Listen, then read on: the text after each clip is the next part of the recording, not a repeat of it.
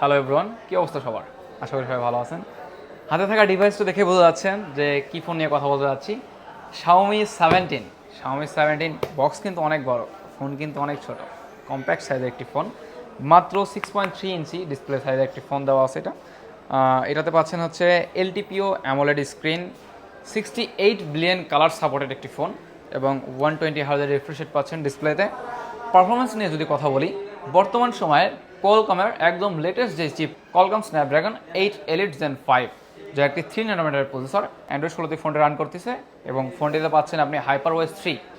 ফোনটির ক্যামেরা সেকশনে থাকতেছে ট্রিপল 50 মেগাপিক্সেল লাইকা সেটআপ। ফোনটির মেইন ক্যামেরাতে থাকতেছে 50 মেগাপিক্সেল, আলট্রা ওয়াইডে থাকতেছে 50 মেগাপিক্সেল এবং ফোনটির টেলিফোটোতেও থাকতেছে 50 মেগাপিক্সেল এবং ফ্রন্টেও থাকতেছে 50 মেগাপিক্সেল।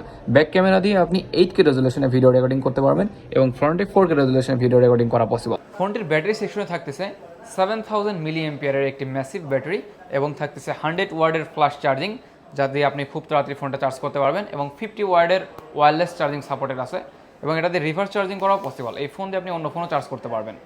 তাই আর দেরি না করে চলে আসুন আপনাদের বিশ্বাস, ভরসা এবং ভালোবাসার জায়গা নিউ সিঙ্গাপুর টেলিকমে। Thank you.